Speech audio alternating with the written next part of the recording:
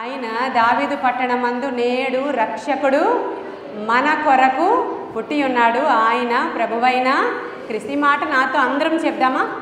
దావీదు పట్టణమందు నేడు మన కొరకు రక్షకుడు పుట్టి ఉన్నాడు. ఆయనే ప్రభువైన క్రీస్తు. ఈరోజు మనం మాట్లాడుకోబోతున్న అంశం ఏంటంటే రక్షకుడు. దావీదు పట్టణమందు నేడు రక్షకుడు మన కొరకు పుట్టి ఉన్నాడంట. రక్షకుడు అనే మాట ఇంగ్లీష్లో సేవియర్ అంటారు. అంటే రక్షించేవాడు. రక్షించేవాడు. జాగ్రత్తగా వినండి. రక్షించేవాడు మనకి ఎప్పుడు అవసరం అవుతాడు? ఎక్కడైనా ఫైర్ యాక్సిడెంట్ అయింది అనుకోండి, ఎక్కడైనా ఏదో అగ్ని అంటుకుని కొన్ని ఇళ్ళు తగలబడిపోతున్నాయి అనుకోండి, ఎక్కడైనా వాటర్ యాక్సిడెంట్ అయింది అనుకోండి, వాటర్ యాక్సిడెంట్ అంటే వాటర్లో ఎవరైనా మునిగిపోతున్నారు అనుకోండి, అప్పుడు వెంటనే ఎవరిని పిలుస్తారంటే సెక్యూరిటీ గార్డ్స్, ఇదంటే కోస్టల్ గార్డ్స్ అంటారు వాళ్ళని. నీటిలో మునిగిపోయేటువంటి వారిని రక్షించేటువంటి వారిని కోస్టల్ గార్డ్స్ అంటారు వాళ్ళని. అదే ఫైర్ యాక్సిడెంట్ అయితే మన దగ్గరికి వచ్చి ఫైర్ అంతా ఆపి రక్షించే వాళ్ళని, ఆ ఫైర్ డిపార్ట్మెంట్ వాళ్ళని ఒక పేరుతో పిలుస్తారు.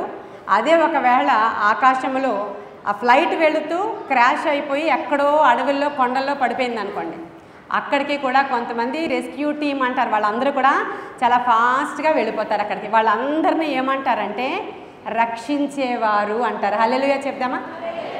అంటే ఏదైనా ఎమర్జెన్సీ అయితేనే ఈ యొక్క గాడ్స్ వెళ్తారు అక్కడికి, అంతేనా? అక్కడ మునిగిపోతున్నారు అనుకోండి, మాది సముద్రం, మనంతా సముద్రం ఏరియాకి సంబంధించిన వాళ్ళం కదా, బీచ్లో ఎవరో మునిగిపోతున్నారు. అప్పుడు మునిగిపోతున్నప్పుడు అక్కడ ఉన్నటువంటి లైఫ్ గార్డ్స్ అంటారు వాళ్ళు, లేదంటే కోస్టల్ గార్డ్స్ అంటారు వాళ్ళని అలర్ట్ చేస్తారు. అక్కడ ఎవరో మునిగిపోతున్నారు, ఫాస్ట్గా వెళ్ళి వాళ్ళని ఏం చేయాలా? సేవ్ చేయాలా, వాళ్ళని ఏం చేయాలా?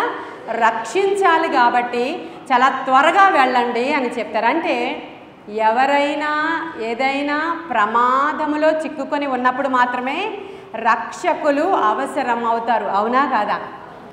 అందరికీ అర్థమైంది కదండి. ఎవరైనా అతి ప్రమాదంలో ఉన్నారు అంటే వెంటనే రక్షక భటులు కానీ, రక్షించేవారు కానీ, సేవియర్స్ కానీ బయలుదేరి వస్తారు. అయితే ఈరోజు రక్షకుడు మన కొరకు పుట్టి ఉన్నాడంట. ఎందుకు పుట్టాడు ఆయన? చాలా ఎమర్జెన్సీ, ఇక్కడ చాలా అర్జెంట్ రిక్వైర్మెంట్ ఉంది. ఇక్కడ భూమి మీద మనుష్యులందరూ కూడా ఏమైపోతున్నారంట? నశించిపోతూ ఉన్నారు. గనుక నశించిన దానిని వెదకి రక్షించడానికి ఆయన భూమి మీదకి తెంచిన వేళ. హల్లెలూయా! ఆదాము పాపము చేసిన దగ్గర నుంచి అవిధేయత ద్వారా వచ్చినటువంటి పాపము చేసి మనుష్యులందరూ కూడా తప్పిపోయినప్పుడు దేవుడు నిర్ణయించుకున్నాడు, ఈ భూమి మీదకి ఈ పాపము చేసిన వారిని రక్షించడానికి రక్షకుడను పంపించాలి అని. గలతీ 4:4లో ఏముందంటే, కాలము సంపూర్ణమైనప్పుడు ఆయన యేసుక్రీస్తు ప్రభువారిని భూమి మీదకి పంపించారంట. హల్లెలూయా! యేసుక్రీస్తు ప్రభువారు భూమి మీదకి రాక మునిపే అనేక మంది ప్రవక్తలు ప్రవచిస్తూ ఉన్నారు. ఆయన వస్తాడు, ప్రజలను ఆయన రక్షిస్తాడు. యేసు అనేటువంటి పేరుకి అర్థం ఏంటో తెలుసా అండి? ఏంటి? హల్లెలూయా! యేసు అనే పేరుకే అర్థము రక్షకుడు. ఇప్పుడు చాలా ఎమర్జెన్సీ కాబట్టే ఆయన భూమి మీదకి వచ్చాడు. కానీ మనం అందరము చాలా ఆరాంగా ఉన్నాం. ఇది ఎమర్జెన్సీ కేసు. ఇది భూమి అంతా కూడా నోవహు దినాలలో పాడైపోయినట్లుగా ఈ దినాలలో కూడా పాడైపోయి ఉందని నేను చెప్పట్లా, బైబిల్ చెప్తూ ఉంది. అవునా కదా? లూకాసు వార్త 17వ అధ్యాయంలో బైబిల్ చెప్తూ ఉంది. ఏమని అంటే, నోవహు కాలంలో జరిగినట్లుగా ప్రజలందరూ ఏం చేస్తున్నారంట? తినొచ్చు, త్రాగొచ్చు, పెండ్లి చేసుకొనొచ్చు, పెండ్లికి ఇచ్చుకొనొచ్చు, వాళ్ళ ఇష్టానుసారంగా వాళ్ళు జీవిస్తూ ఉన్నారు. నోవహు కాలంలో జరిగినట్లే మనుష్య కుమారుని కాలంలో కూడా జరుగుతుంది. వారందరూ నాశనానికి వెళ్ళిపోతున్నారు. కాబట్టి ఆ రోజులలో ఉన్నటువంటి రక్షణ వాడ ఏదైతే ఉందో, ఈ రోజులలో ఆ వాడ అంతటికి కలిపి ఒకటే డోర్ ఉందంట. నోవహు వాడ గురించి మన అందరికీ తెలుసు కదండి. ఇప్పుడు ఎక్కడుంది నోవహు వాడ? ఎవరికైనా తెలుసా? ఎక్కడుందండి? అరారత్ పర్వం ఎక్కడుంది? టర్కీ దేశంలో ఉంది. టర్కీ దేశంలో అక్కడ ఉన్నటువంటి అరారాతు పర్వతము మీద ఈరోజు మనం వెళ్ళినా సరే అక్కడికి వెళ్ళి ఒక టూరిస్ట్ ప్లేసే అది. టర్కీ గవర్నమెంట్ 1987లో అదంతా కూడా ఆ నోవహ ఆర్క్ ఇంటర్నేషనల్ పార్క్గా చేసింది దాన్ని. అర్థమవుతుంది కదండి. నోవహ ఆర్క్ ఇంటర్నేషనల్ పార్క్గా 1987 జూన్ 2న ఓపెన్ చేసింది అక్కడ. దాన్ని మనం వెళ్ళి చూడొచ్చు. ఆ రోజుల్లో ఆ టెక్నాలజీ ఉపయోగించి 3 అంతస్తుల వాడను నిర్మించాడు నోవహ దేవుని యొక్క మాట చెప్పున. అయితే దాని అంతటికి కూడా ఒకటే డోర్ని పెట్టాడంట. ఆ డోర్లో నుంచే దాని లోపలికి వెళితే డూప్లెక్స్ లాగా ఉంటుంది అన్నమాట అదంతా. ఆ డోర్లో నుంచి మాత్రము వెళ్ళిన వారు, నోవహు యొక్క స్వార్థ విని వెళ్ళిన వారు మాత్రమే ఆనాడు రక్షించబడ్డారు. ఎలాగనో ఈరోజు కూడా క్రిస్మస్ సందర్భంగా మనం చెప్పుకోబోయే మెసేజ్ ఏంటంటే, క్రిస్మస్ అనేది చాలా ఆనందకరమైనటువంటి పండుగే. ప్రభువు మన కొరకు వచ్చాడు అనేది. ఆయన ఎందుకు వచ్చారు? అర్జెంటుగా మరణించడానికి వచ్చారు ఆయన. అర్థమవుతుంది కదండి. ఆయన ఎందుకు వచ్చారు? మన పాప పరిహారార్థం ఆయన రక్తము ప్రోక్షించడానికి. చాలా అర్జెంట్, ఎమర్జెన్సీ కేసు అది. చాలా ఎమర్జెన్సీ. ఎందుకంటే పాపము అధికమైపోయి ఉంది కాబట్టి ఈ జంతువుల యొక్క, ఈ యొక్క కోడెల యొక్క, ఎద్దుల యొక్క రక్తము ప్రోక్షిస్తే ఇక్కడ ప్రక్షాళన జరగదు. కానీ పరిశుద్ధుని యొక్క రక్తము మనకు ప్రోక్షణ అవసరము గనుక ఆయన వచ్చి మనలను విమోచించాడు. ఆయనే మన రక్షకుడు యేసయ్య. హల్లెలూయా.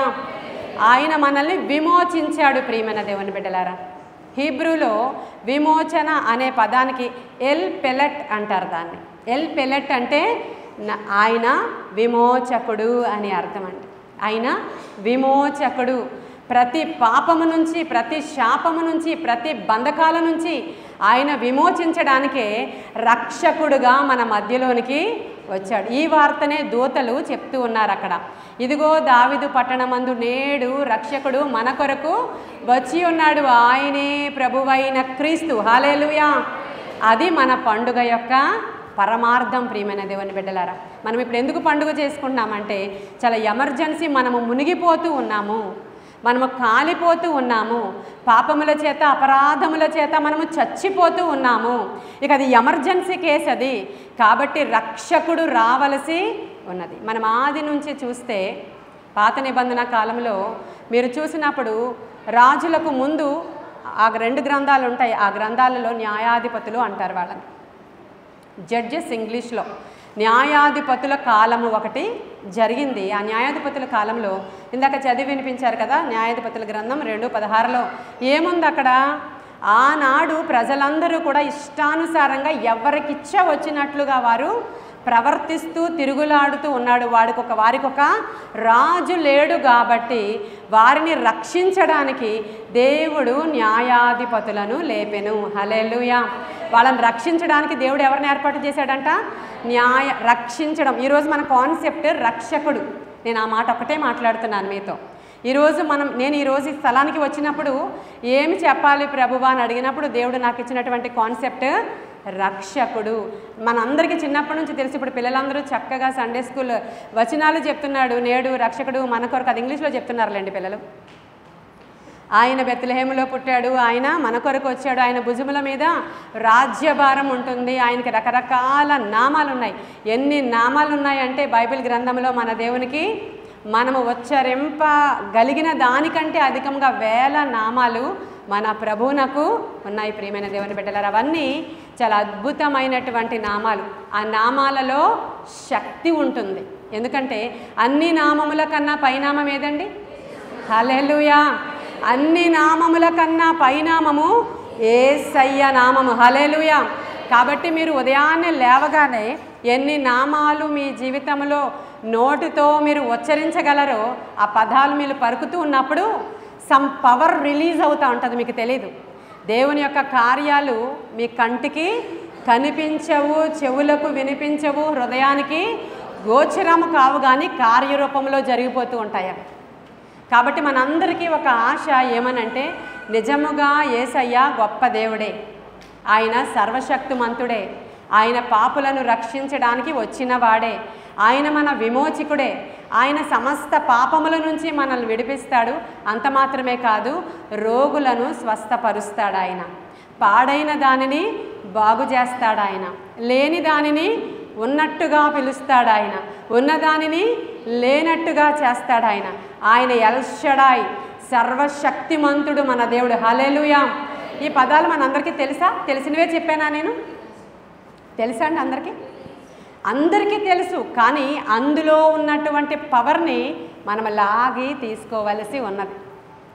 అందులో ఉన్నటువంటి పవర్ని మనము తీసుకోవాలి. ఎందుకంటే ఎవరైతే ఆశ పడతారో, ఆశ పడిన ప్రాణాన్ని ఏం చేస్తారంట? ఆయన తృప్తి పరుస్తారంట. హల్లెలూయా, హల్లెలూయా. న్యాయాధిపతుల గ్రంథము 3వ అధ్యాయం తెలుస్తారా ఒకసారి? 3వ అధ్యాయము 9-10 వచనాలు ఎవరైనా చదువుతారా?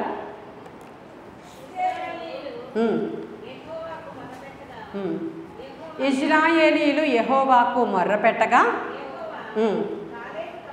యెహోవా కాలేబు తమ్ముడైన చాలండి. ఇశ్రాయేలీయులు అందరూనట దేవునికి మొర్ర పెట్టారంటండి. దేవునికి మొర్ర పెట్టినప్పుడు దేవుడట అక్కడికి కాలేబు తమ్ముడైన ఏం పేరంట? కనజు కుమారుడైన ఒత్నియేలు అనేటువంటి ఒక వ్యక్తిని పంపించాడంట దేవుడు. ఆయన గురించి ఏమని రాయబడి ఉంది అక్కడ? రక్షకుడు. అందరూ చెప్పండి, ఏమని రాయబడి ఉందండి? రక్షకుడు. యెహోవాకి ఇశ్రాయేలీలు మొర్ర పెట్టినప్పుడు దేవుడు కాలేబు తమ్ముడైన కనజ కుమారుడైన ఒత్నియేలును రక్షకుడుగా అక్కడికి పంపించాడు. ఆది నుంచి కూడా ప్రజలను రక్షించడానికి దేవుడు రక్షకులను పంపుతూనే ఉన్నాడు. అర్థమవుతుందండి? మనలో చాలామంది మాకెవరి సహాయం అక్కర్లేదు అనుకుంటారు. మనలో చాలామంది నాకు మా బంధువులు ఉంటే చాలు అనుకుంటారు. మనలో చాలామంది మా పాస్టర్ గారు ఉంటే చాలు అనుకుంటారు. మనలో చాలామంది మన స్త్రీ సమాజం వారు ఉంటే చాలు, మా కోసం ప్రార్థన చేస్తారు, మా కోసం భారం కలిగి మా ఇంటికి వస్తారు, మా ఇంటికి వచ్చి కృతజ్ఞతా ప్రార్థనలు అన్నీ చేస్తారు, వాళ్ళు చాలు, మాకు బంధువులు ఎవరు అక్కర్లేదు, ఇలా అనుకుంటూ ఉంటాం కొన్ని సందర్భాలు. నిజమే, అన్నిటికంటే ప్రాముఖ్యమైనది దేవుడు మనతో ఉంటే అన్నీ కలిగి ఉన్నట్లే మనం. అయితే మన పరిస్థితులను బట్టి మనం మొర్రపెట్టినప్పుడు దేవుడట రక్షకులను పంపిస్తాడంట. ఇక్కడ ఒత్నియేలు అనే ఆయన మొదటి న్యాయాధిపతి, ఇశ్రాయేలీయులకు మొదటి న్యాయాధిపతి. తర్వాత నుంచి 15 మంది న్యాయాధిపతులను పంపిస్తూనే ఉన్నాడు దేవుడు. ఎందుకు పంపిస్తున్నాడు? ప్రజలు పాపంలో పడిపోవడం, శాపంలో పడిపోవడం, దేవునికి విరోధమైన పనులు చేయడం, విగ్రహారాధన చేయడం, అన్యుల యొక్క ఆచారాలని వాళ్ళు ఆచరించడం, దేవునికి భయపడకుండా తప్పిపోవడం, ఇవన్నీ చేస్తూ ఉన్నప్పుడు దేవుడు వారిని శత్రువు చేతికి అప్పగిస్తూ ఉండేవాడు. అలా అప్పగించినప్పుడు వాళ్ళు మరలా బాధపడి దేవునికి మొర్ర పెట్టగా ఆయన కొంతమంది రక్షకులను పంపిస్తూ ఉండేవాడు. వాళ్ళు ఏం చేస్తారు? వచ్చి వీరి తరఫున యుద్ధం చేస్తారండి. ఏం చేస్తారు? కేవలము వీరి తరఫున యుద్ధము చేస్తారు. వీళ్ళందరికీ ఒక నాయకుడు ఉంటాడు, అతనిని అప్రోచ్ అవుతారు శత్రువులు వచ్చి, నువ్వు నేను కాంప్రమైజ్ అవుదామా, లేకపోతే నాతో యుద్ధానికి వస్తావా, లేదంటే ఈ భూభాగం నాదే, ఈ పంటలన్నీ నావే అని అడుగుతూ ఉంటారు. అప్పుడు ఈయన బలవంతుడైతే పోరాడి ఈ ప్రజలను ఆయన విడిపిస్తూ ఉంటాడు. మన దేవుడు బలవంతుడేనా? మన దేవుడు బలవంతుడు. హల్లెలూయా. మన దేవుడు శక్తిమంతుడు, మన దేవుడు అద్వితీయుడు, మన దేవుడు ఆది సంభూతుడు. మీరందరూ కూడా రెగ్యులర్గా బైబిల్ చదువుతారు అని నేను నమ్ముతున్నాను. ఎందుకంటే వాక్యమే కృపాసత్య సంపూర్ణుడుగా మన మధ్యలోనికి శరీరధారిగా వచ్చేసారు. ఆల్రెడీ ఆయన వచ్చేసారు. ఆయన చేయాల్సిన యాగము త్యాగము ఆయన చేసేసారు. ఎమర్జెన్సీ కేసుని డీల్ చేశారు ఆయన. ఎమర్జెన్సీ డాక్టర్స్ వేరే వాళ్ళు ఉంటారు, వాళ్ళు అర్జెంటుగా వచ్చి ఆ కేసుని డీల్ చేసి ఆపరేషన్ చేసి వెళ్ళిపోతారు. ఆపరేషన్ చేసి వెళ్ళిపోయిన తర్వాత ఈరోజు రాత్రి ఆపరేషన్ జరిగింది అనుకోండి, పొద్దున్నే పేషెంట్ లేచి డాన్స్ చేస్తాడా? కోలుకోవడానికి కొన్ని రోజులు పడుతుంది. యాంటీబయాటిక్స్ ఇవ్వాలి, పెయిన్ కిల్లర్స్ ఇవ్వాలి, అతనికి బలం రావడానికి. రక్తం అంతా పోతుంది కదా ఆపరేషన్ జరిగితే, ఆ రక్తము ఆయనకి వృద్ధి అవ్వడానికి రక్తానికి సంబంధించిన మందులు అందాలి, లోపలికి వెళ్ళాలి, కుట్లు మాన్పబడాలి, ఆ తరువాత 6 నెలలకో 3 నెలలకో ముందున్న వాడిలాగా తయారవుతాడు. అంతేనండి. మన దేవుడు వచ్చి ఎమర్జెన్సీ కేసుని డీల్ చేసి ఆయన వెళ్ళిపోయారు. ఆయన మనకి అనుదినము ఈ యొక్క టానిక్ దేవుని యొక్క వాక్యమే, ఆహారము దేవుని యొక్క మన్నానే. అంతేనా? అరణ్యములో పితరులకు దేవుడు ఏం చేశాడంట? ఆకలిని పుట్టించి ఆహారాన్ని ఇచ్చాడంట. అయితే వాళ్ళు నడిచి వెళ్ళిపోతున్నప్పుడు క్రొత్త చెప్పుల షాపులు ఏమైనా ఉన్నాయా? అక్కడ ఉన్నాయా అండి? లేవు కదా. మరి ఎలా కొనుక్కున్నారు వాళ్ళు చెప్పులు? వాళ్ళ చెప్పులు అరిగిపోలేదంట. హల్లెలూయా. ఆ అరణ్య యాత్రలో, ఆ దీర్ఘ ప్రయాణంలో వాళ్ళ చెప్పులు అరిగిపోలేదు. వాళ్ళు ఎదుగుతున్నారు కదా, 40 సంవత్సరాలు పట్టింది కదా. వాళ్ళు ఎదుగుతుంటే చెప్పులు ఎదిగాయి. మీకు ఆ సంగతి తెలుసా? వాళ్ళ బట్టలు చిరిగిపోలేదంట, వాళ్ళ చెప్పులు అరిగిపోలేదంట. మరి అలాగే వాళ్ళకి ఆకలి కూడా పుట్టకుండా చేయొచ్చు కదా, అవునా కదా? ఆకలిని పుట్టించి అరణ్యంలో వారికి ఆయన ఆహారాన్ని ఇచ్చాడంట. హల్లెలూయా. దేవుడు అంటే మనకి ఒక ఆలోచన కలుగుతుంది. మనమే కాదు, మనం ఇండియాలో ఉన్నాము. అది ముస్లిం సహోదరులైనా, హిందూ సహోదరులైనా, క్రైస్తవ సహోదరులైనా, ఎవరైనా సరే పుట్టగానే కొంచెం ఎదగగానే ఒక చింతన ఉంటుంది వాళ్ళకి.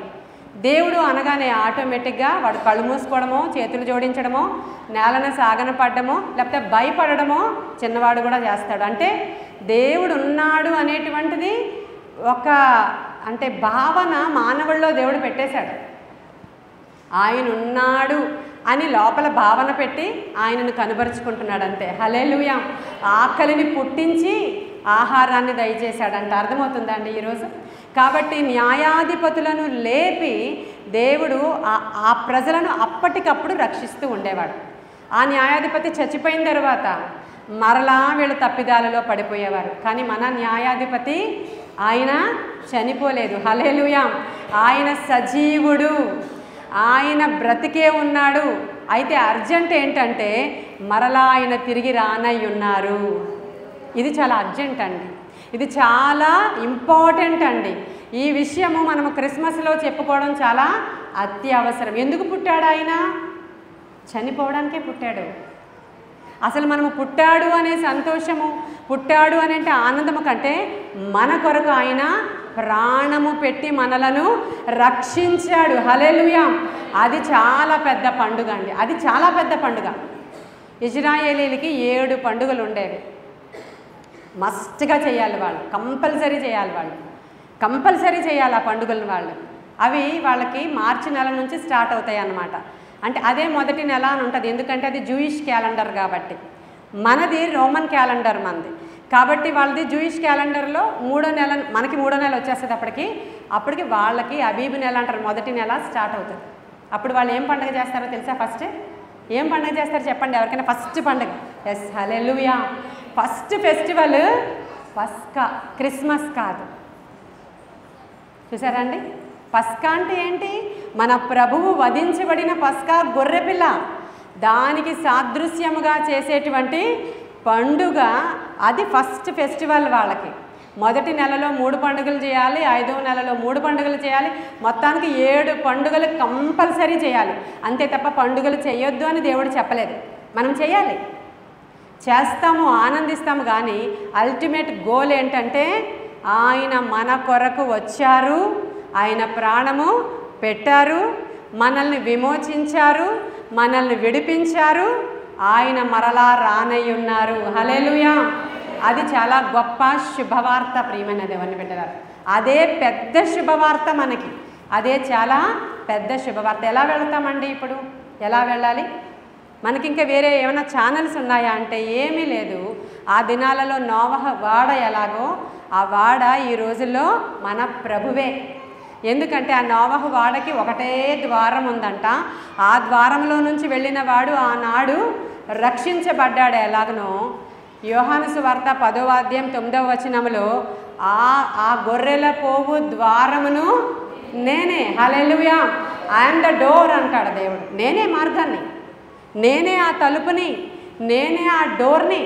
నా ద్వారానే మీరు లోపలికి వెళితే మీరు ఆ నరకము నుంచి తప్పించబడతారు.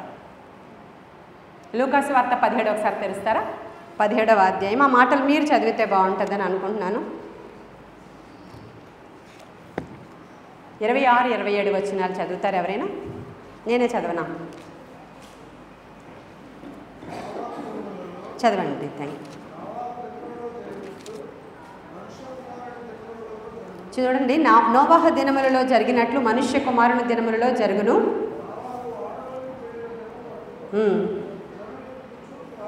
నోవాహు ఓడలోనికి వెళ్ళిన దినము వరకు జనులు తినుచు త్రాగుచు పెండ్లి చేసుకొనుచు పెండ్లికిచ్చుకొనుచు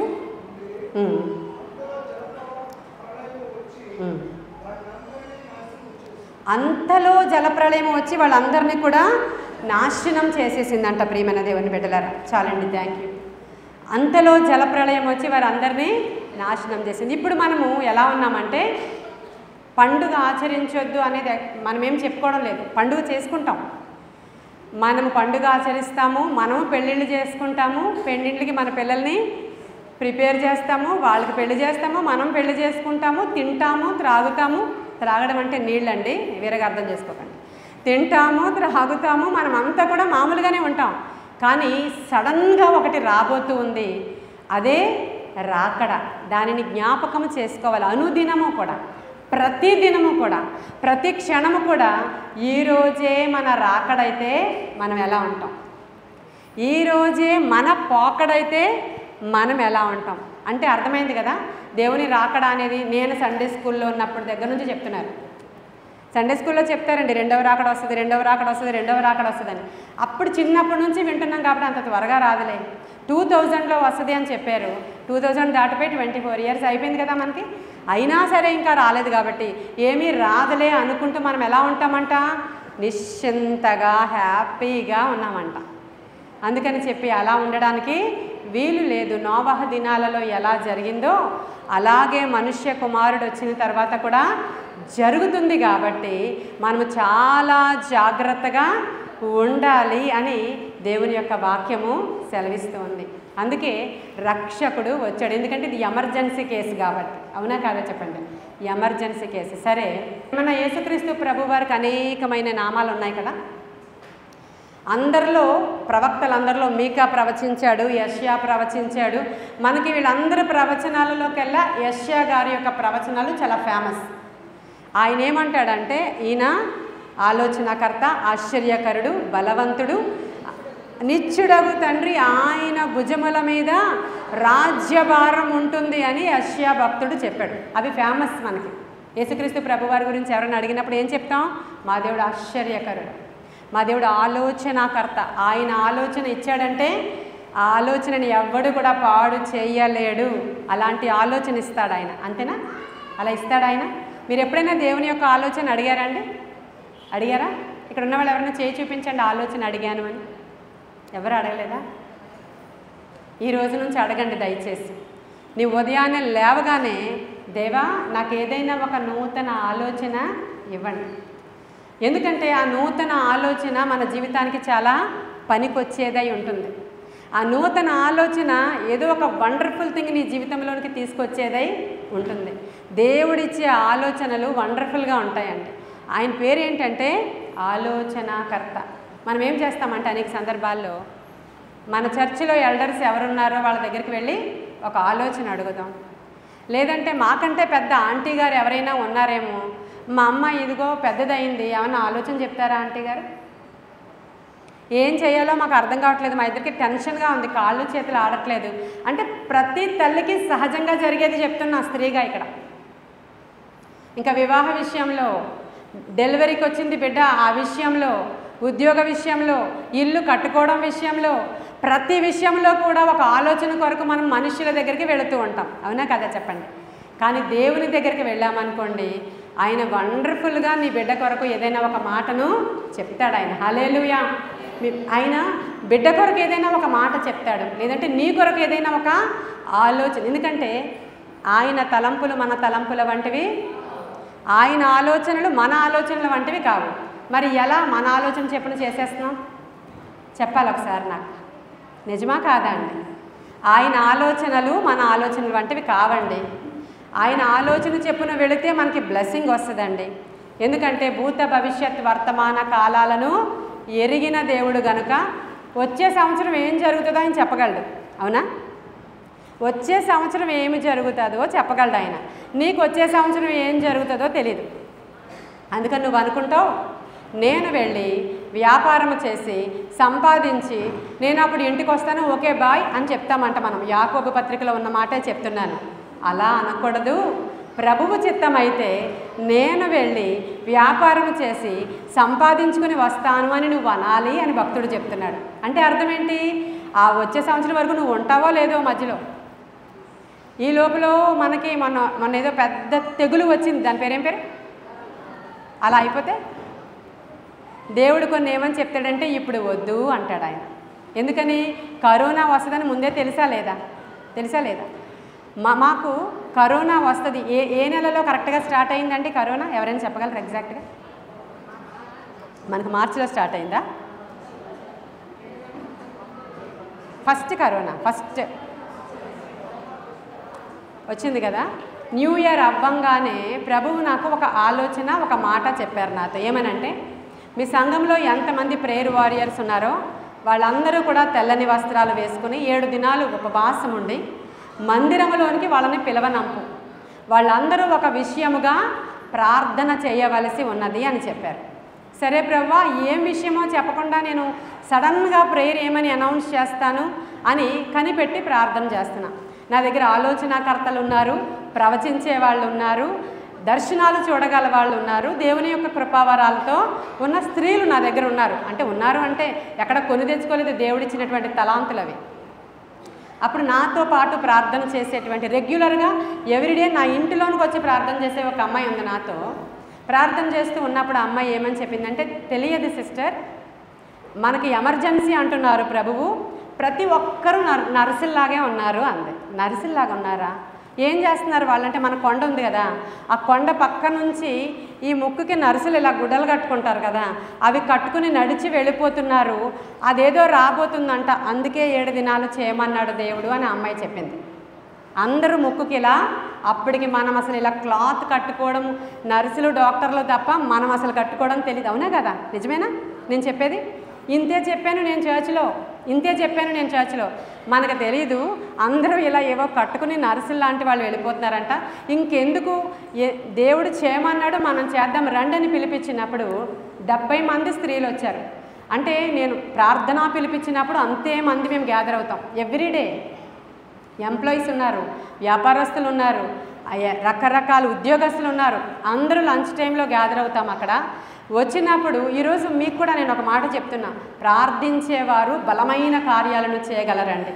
ఈరోజు అడ్వకేట్ గారు, మాధవ్ గారు వీళ్ళందరూ కూడా ప్రేరేపించబడి స్త్రీ సాధకారిత అని ఒక పేరు పెట్టుకొని స్త్రీ స్పీకర్స్ని పిలుద్దామని దేవుని ప్రేరణ పొంది వారు స్త్రీ స్పీకర్ని ఇక్కడికి పిలిచినందుకు నేను వచ్చి వెళ్ళానంటే ఒక ఉపయోగం ఉండాలి కదండి. ఉండాలా? స్త్రీల కోసం కాదు, అందరి కోసం వచ్చాను. నేను వచ్చి వెళ్ళాను అంటే మీకు ఒక మెసేజ్ నేను కన్వే చేసి మీకు ఒక ఆశీర్వాదకరమైనటువంటి మాటలు చెప్పే నేను వెళ్ళాలి కదా.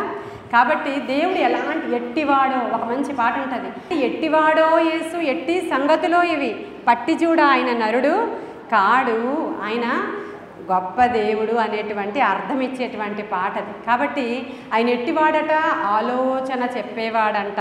నీవు ఆయన సన్నిధిలో కనిపెడితే వచ్చే ఉపద్రవాన్ని ముందే బయలుపరిచేవాడంట. ముందే చెప్పాడా లేదా? సొదొమ గొమొర్రా పట్టణాలకి నాశనం వస్తుందని ముందే చెప్పాడా? సడన్గా చస్తే చచ్చారు వీళ్ళని వేసేశాడా ఆయన గంధకాలని? ముందే అబ్రహాముకి చెప్పందే ఏమీ చేయడంట ఆయన నోవహు కాలంలో కూడా 100 సంవత్సరాలు సువార్త ప్రకటించాడు. నోవహు 100 సంవత్సరాలండి, 100 years. అసలు రండి రక్షణ పొందండి, వినండి, ఇదేనా స్లోగను? ఈ రోజుకి కూడా సువార్త సభలు రోడ్డు మీద మనం ఆటోలో వెళుతున్నప్పుడు ఏం చెప్తారు వాళ్ళు? ఎలాంటి మీటింగ్ అవనండి, ఎంత పెద్ద స్పీకర్ అవనియండి, ఎంత గొప్పవాడు రానియండి మన సిటీకి, ఆ 3 మాటలే చెప్పాలా లేకపోతే స్పీకర్ పేరు ఉచ్చరిస్తారా? చెప్పండి. రండి, వినండి, ఆ మాటతో లక్షలు కోట్ల మంది రక్షించబడ్డారండి ఇప్పటికి. హల్లెలూయా. నేను చెప్తున్నాను కదా, ఇందాక సగంలో వదిలేశాను మీకు. ఈ మాస్కులు కట్టుకుని వెళుతున్న స్త్రీలు ఎవరో, నర్సులు ఎవరో వెళుతున్నారు. అదంతా మేము రికార్డ్ చేసామండి. రికార్డ్ చేసే ఉంది ఏం ప్రేయర్ చేశామో. అప్పుడు ప్రభువు చూపిస్తున్నాడు, మీ సంఘంలో ఎవరికి ఏమీ కాకుండా కాపాడుతాను. నేను రాకడ వచ్చేస్తుందేమో అనుకున్నాను. రాకడ వస్తుందా, ఈ ఓడలోనికి మమ్మల్ని ఎక్కిస్తారా దేవుడు అంటే, మా చర్చిలో ఒక కుటుంబం ఉంది. ఆ కుటుంబం అంతా ఒక చెట్టు త్వరలోనికి వెళ్ళిపోయి దాక్కుంటున్నారనమాట. ఏం జరగబోతుంది? ప్రళయం రాబోతుందా, రాకడ రాబోతుందా, ఏమవుతుందో నాకు తెలియదు. మొదటి నెలలో 7 రోజులు తెల్లని వస్త్రాలు ధరించి కన్నీటితో మేము కాన్సెప్ట్ తెలియకుండా ప్రార్థించాం. రికార్డ్ చేయించాను, ఎందుకంటే ఏం జరగబోతుందో అని రికార్డ్ చేయించాం అది. ఆ తర్వాత కరెక్ట్గా 3 నెలలు అయిన తర్వాత ఈ కరోనా అనేది వచ్చి అందరూ ఇవి కట్టుకుని వెళుతూ ఉన్నప్పుడు మనకి ఉన్నటువంటి అద్భుతకరుడైన దేవుడు, ఆలోచన చెప్పువాడు, జరగబోయే సంగతులను బయలుపరిచేవాడు, ఎంత గొప్ప దేవుడు. హల్లెలూయా చెప్పరా? మన దేవుణ్ణి మహిమపరుస్తున్నాను, నన్ను మహిమపరుచుకోవట్లేదు, మన దేవుణ్ణి మహిమపరుస్తున్నాను. ప్రకటన గ్రంథం 19వ అధ్యాయంలో ఒక పెద్ద గుంపు ఉంది. వాళ్ళందరూ హల్లెలూయా అనుకుంటూ వెళతారట. హల్లెలూయా ఆ శబ్దము చేసుకుంటూ వెళతారంట వాళ్ళు నిత్యము. హల్లెలూయా. ఆలోచనకర్త.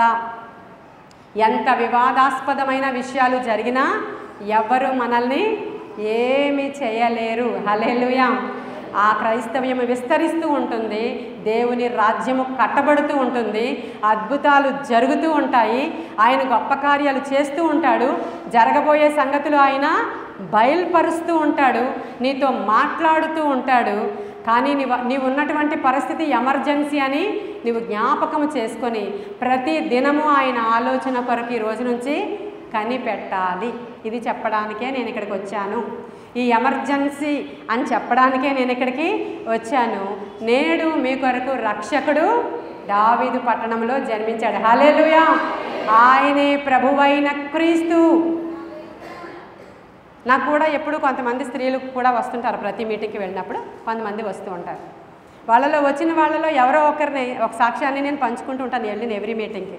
ఈరోజు మీకు ఒక ఆంటీ గారి సాక్ష్యం చెప్పి నేను ముగించేస్తాను. ఆవిడ ఒకసారి, ఆంటీ ఒకసారి ఇక్కడ నుంచోండి, మిమ్మల్ని చూపించాక నేను చెప్తాను. ఆంటీ గారిని చూడండి, ఆవిడ పేరు విజయ కృప ఆంటీ. చూసారా? కూర్చోండి ఆంటీ, నేను చెప్తాను. ఆవిడ ఒక 10 సంవత్సరాలు అయిందా ఆంటీ రక్షించబడి? 10 సంవత్సరాల క్రితము ఆవిడ మా కాలనీలో మా ఇంటి దగ్గర నుంచి 3rd హౌస్లో ఉండేవారు. ఆవిడ ఒక రియల్ ఎస్టేట్ వ్యాపారం చేస్తూ ఉండేవారు అప్పుడు. అయితే అదంతా కొలాప్స్ అయిపోయింది. వాళ్ళ అబ్బాయి చాలా మంచి పొజిషన్లో ఉండేవారు, ఆయన జాబ్ కూడా కొలాప్స్ అయిపోయింది, 0 లెవెల్లోనికి వచ్చేసింది మొత్తం ఫ్యామిలీ అంతా. అయిపోయిన తర్వాత హస్బెండ్ సడన్గా అది పెరాలసిస్ స్ట్రోక్ వచ్చి ఆయన పోర్ట్లో మంచి డిజిగ్నేషన్లో ఆయన ఉన్నప్పుడే, ఇంకా రిటైర్ అవ్వకముందే సడన్గా పెరాలసిస్ స్ట్రోక్ వచ్చి బ్రెయిన్ డెడ్ కోమాలోకి వెళ్ళిపోయారు ఆయన. అలాంటి సిట్యుయేషన్లో ఆయన చనిపోయారు, వాళ్ళు చితికిపోయారు, చాలా దిగజారిపోయింది ఫ్యామిలీ పరిస్థితి అంతా. అయితే అలా అయినప్పుడు ఈ 3వ హౌస్లో ఉన్నప్పుడు నా దగ్గర ఫస్ట్ రక్షించబడినటువంటి అమ్మాయి వాళ్ళ ఇంటికి వెళ్ళి ఒకరోజు యేసుక్రీస్తు ప్రభు వారి గురించి చెప్పింది. అప్పటికే ఆవిడ కోడలు కూడా ప్రభువుని తెలుసుకున్నారు, కానీ ఆంటీకి సువార్త చెప్పేంత ధైర్యం ఆమెకు కూడా లేనేలేదు. ఎందుకంటే ఆవిడ స్వామీజీల దగ్గరికి రెగ్యులర్ కస్టమర్ అనమాట. అస్తమాను వెళ్ళి ఆ పూజలు చేయించుకోవడం, హోమాలు చేయించడం, బుక్స్ ప్రింట్ చేయించడం, ఆ స్వామీజీలకి ఇక చేయాల్సినవన్నీ కూడా క్రతువులు ఏవేవో చేసేవారు ఆవిడ. అవన్నీ చేసేవారు కాబట్టి ఆవిడకి ఎవరు సువార్త చెప్పడానికి డేర్ చేయలేదు. నా దగ్గర ఫస్ట్ రక్షించబడిన అమ్మాయి వెళ్ళి ఆంటీకి సువార్త చెప్పినప్పుడు ఆవిడ మా ఇంటికే వచ్చారు. మా ఇంట్లో ప్రేయర్ జరుగుతూ ఉంది అప్పుడు. ఒకరోజు వచ్చారు, 2వ రోజు వచ్చారు, 3వ రోజు వచ్చారు. దేవుడు ఆవిడని దర్శిస్తూ ఉన్నాడు, దేవుడు ఆవిడని పట్టుకుంటూ ఉన్నారు. వస్తూ ఉన్నప్పుడు మా హస్బెండ్కి ఒక కృపావరం ఉంది, ఆయన జరగబోయేటువంటి సంగతులను చూడగల కృపావరం ఉంది ఆయనకి. ఆయన ఉన్నారు ఆంటీ ప్రేయర్కి వచ్చేటప్పుడు. మేము ప్రేయర్ చేసుకుంటున్నాం, ఆంటీ వచ్చారు మా ఇంటికి. ప్రార్థన చేస్తూ ఉన్నప్పుడు ఆయన ఒక దర్శనాన్ని చూస్తూ ఉన్నారు. ఆ దర్శనంలో ఇప్పుడు ఆంటీ గారి గెటప్ ఎలా ఉంది, అలాంటి గెటప్తో ఒక గ్లాస్ డోర్స్తో ఉన్నటువంటి ఒక చాలా పెద్ద ఆఫీస్ రూము, చాలా పెద్ద చైర్, చాలా పెద్ద టేబుల్, ఆవిడ ఒక చాలా పెద్ద డిజిగ్నేషన్లో ఉన్నట్లు ఆ దర్శనంలో కనబడుతుంది. ఒక న్యూ హౌస్లో వాళ్ళు వెళుతున్నట్లు కనబడుతుంది. ఆయన చెప్పారు ఆంటీకి. అప్పుడు ఆవిడ అన్నారు, బాబు ఇది జరిగిపోయింది, మీరు చెప్పింది ఏమైంది, గతించిపోయింది. ఒకప్పుడు నా డిజిగ్నేషన్ అలాగే ఉండేది, మేము చితికిపోయాం, అంతా అయిపోయింది, నాకు ఇంకేమీ లైఫ్ లేదు, మీరు జరిగిపోయింది చూసుంటారు బాబు అంటే నేను చెప్పాను, జరిగిపోయిన సంగతులు చెప్పడానికి మనం జోష్యులము. వెనక మీకు ఇలా జరిగిందా, మీకు ఇలాంటి అమ్మాయి ఉందా, మీకు అప్పు ఉందా, మీ చేయి చూపించండి, మీ కాలు చూపించండి అంటే అవునవును నిజమే, మా ఇంట్లో అలా జరిగింది, నిజమే నిజమే అని చెప్పడానికి ఇది జోష్యము కాదు. మన దేవుడు జరగబోయే సంగతులను చెప్పువాడు. ఆవిడ వెళ్ళిపోయారు, ఆవిడ నమ్మలేదు. 10 సంవత్సరాలైంది ఆవిడ రక్షించబడ్డారు, నా దగ్గర రక్షణ పొందుకున్నారు. మోస్ట్లీ నేను ఎక్కడ మీటింగ్కి వెళితే అక్కడికి వస్తూ ఉంటారు. మొత్తానికి రక్షించబడ్డారు, మినిస్ట్రీలో చాలా నాతో పాటు యాక్టివ్గా ఉన్నారు. మొత్తానికి అంతా బాగుంది. అయితే లాస్ట్ 2 years బ్యాక్ ఆవిడకి ఒక మంచి ఆపర్చునిటీ వచ్చింది. ఆవిడ చదువుకున్నది 8th స్టాండర్డ్. రెవెన్యూ డిపార్ట్మెంట్లో ఆ యొక్క ప్రాజెక్ట్ కంపెనీ పేరేంటంటే అట్లాస్ అనేటువంటి కంపెనీ, అది రెవెన్యూ డిపార్ట్మెంట్కి సంబంధించింది. దాంట్లో one of the board director కింద ఆవిడని సెలెక్ట్ చేసుకున్నారండి. ఒకసారి చప్పట్లు కొడదామా? 8th స్టాండర్డ్ చదివారు. ఆవిడకి ఇంగ్లీష్ రాదు, 8th స్టాండర్డే చదివారు. కానీ ఎలా దేవుని యొక్క కార్యం, ఆవిడ ఆఫీసుని మనం చూస్తే మన కన్నులకు ఆశ్చర్యము. అదే టేబుల్, అదే గ్లాస్ డోర్స్తో ఉన్నటువంటి చాలా పెద్ద ఆఫీస్ రూము. అంటే 2 సంవత్సరాల క్రితమే జరిగింది ఇది. ఆవిడ రక్షించబడి 10 సంవత్సరాలైంది. ఆవిడ ఏమాత్రము అది నమ్మలేదు. ప్రియమైన దేవుని బిడ్డ, నేనేం చెప్తున్నానంటే ఆలోచనకర్త అనే మాటను చదువుకుని వెళ్ళిపోకండి మీరు. ఆలోచన చెప్పువాడు చాలా గొప్పవాడు. హల్లెలూయా. ఆయన ఆలోచనలు నీ ఆలోచనల వంటివి కావు, ఆయన తలంపులు నీ తలంపుల వంటివి. నీ పక్షముగా దేవుడు చాలా ఉన్నత ఉద్దేశాలు కలిగి ఉన్నాడు. ఆవిడ పక్షముగా అంత ఉన్నత ఉద్దేశం కలిగి ఉన్నప్పుడు ఆవిడకంటే చదువుకున్న మన పిల్లలు ఉన్నారు. ఆవిడకంటే ఇంకా ఘనమైన పొజిషన్లోనికి ఆయన నిన్ను నన్ను పంపించాలి అనుకుంటున్నారు. కానీ నీకు అది తెలియదు కదా, ఆ ఆపర్చునిటీ నీకు వచ్చినా తెలియదు కదా, ఇది నాకు సంబంధించింది కాదు అని వెళ్ళిపోతారు. అహీతోపేలు అనేటువంటి ఒక వ్యక్తి గురించి విన్నారా? ఎవరైనా ఆలోచనకర్త. దావీదుకు సజెషన్ ఇస్తాడండి. దావీదు ఎక్కడికి వెళ్ళాలన్నా ఏం చేయాలన్నా అహీతోపెల్ని పిలుస్తాడు. పిలిచినప్పుడు ఆయన ఒక సలహా ఇచ్చాడు అంటే డైరెక్ట్గా దేవుడే ఇచ్చినట్లు ఉంటుందట. డైరెక్ట్గా దేవుడు ఇస్తే ఎలా ఉంటుందో అదే సలహా అంట అహీతోపెల్ ఇస్తాడంట. అలాంటి సలహాదారుడు తరువాతి దినాలలో నార్మల్ అయిపోయాడు. దావీదు మీద కోపం పెట్టుకున్నాడు. ఎందుకు కోపం పెట్టుకున్నాడంటే ఊరియా భార్య అయినటువంటి బెత్షెబా ఉంది కదా, ఆ ఊరియా జనరేషన్లో పైకి వెళితే ఈ యొక్క అహీతోపెలు మనవరాలు అవుతుంది ఈ ఊరియా భార్య. అక్కడ ఆ యొక్క ఊరియానే అతన్ని అర్ధాంతరంగా చంపించాడు కదా, అక్కడ వెళ్ళిపోయింది మైండ్లోనికి అహీతోపెలుకి. అతను క్షమించలేకపోయాడు ఎవరిని. కానీ అదేవి రాయబడి లేదు అక్కడ చరిత్రలో. మనకి చదివితే తెలుస్తుంది. ఈయన 4 fathers దగ్గరికి వెళితే ఈయన ఉంటాడు అక్కడ. ఈయన మనవరాలు అవుతుంది ఈ బెత్షెబా. ఈ ఊరియా వంశానికి చెందినవాడు అహీతోపెలు. అయితే తరువాత అబ్షాలోము దావీదుకు విరోధముగా లేచినప్పుడు వెంటనే అక్కడికి జంప్ అయిపోయాడు. మీకు అందరికీ తెలిసిన విషయాలే చెప్తున్నాను నేను. వెంటనే అక్కడికి జంప్ అయిపోయి ఆ అబ్షాలోముకి ఆలోచనకర్తగా ఉన్నాడు అక్కడ. అబ్షాలోముకి ఒక ఆలోచన చెప్పాడు కానీ ఆలోచన ఫెయిల్ అయ్యింది అక్కడ. దానితో అహం దెబ్బతిన్నది.